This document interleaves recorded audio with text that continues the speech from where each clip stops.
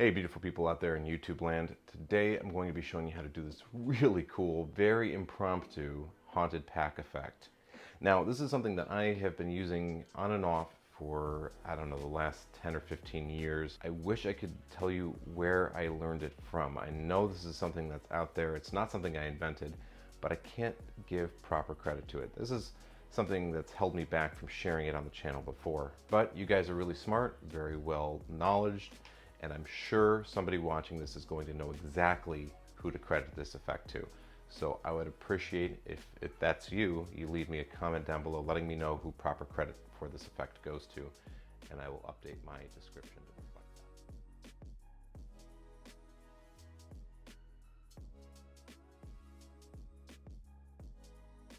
that. All right, so some things that you're going to need to know for this is that immediately before you start the effect, you're going to have to give the cards a bow upwards. If you have the deck face down, you want the bow to go upwards like that. That's easy enough to accomplish with a couple of springs or just giving it a little flex like that. Now that you've got that bow, they can select a card from anywhere you want. And while they're looking at their 5 of hearts, you're going to lift the deck up in half as if to have them replace their 5 of hearts. And you give the cards a bow in the opposite direction. That's just done under cover of picking up the deck to let them place their card back. You place the remaining stock on top, and you see what happens here is you've got this kind of teeter-totter that's happened because of the two opposing curves. What that means is that the eagle-eyed observer will be able to see that from the side, so it's a good idea to drop your hand below eye level. Now, this is something that requires a slightly used deck. For a new deck, the cards tend to want to slide over each other too much. So you want to have a deck that's a little bit more broken in. And the way I'm getting this to start moving is sometimes I'll vibrate my hand very quickly, just once or twice to kind of break the friction.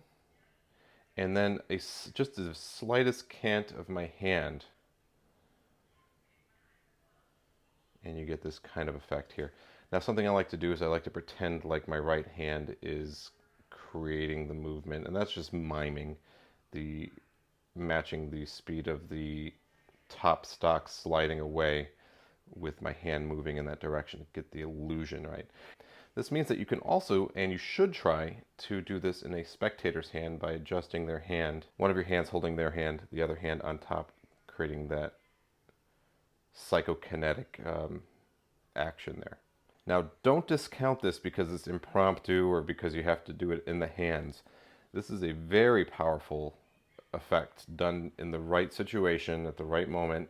If you can get it done in the audience's hands, all the better, because it's very spooky. This isn't a very long video, but it's one that I hope will give you a new tool and a new effect to perform for audiences anytime, anywhere that you have a deck of cards.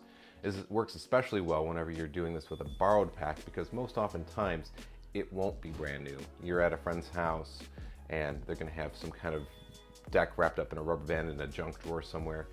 That is a perfect deck for doing this effect because the cards will want to grip to one another and sort of sliding over each other whenever you get that action going. If you enjoyed this video and you want to help support the channel, you can do that in a number of ways, and I thank you for all of them. First thing you can do is you could like, subscribe, share this video with a friend. You can also leave a comment down below. And if you're wanting to go even a step further, you can join this channel as a channel member where you get access to exclusive videos and content. Or you can shop at Ellusionist.com and use coupon code MAGICMINUTE at checkout for 10% off your order, and I get a nice little kickback in return. Thank you so much for watching. I'll see you in the next one. Cheers.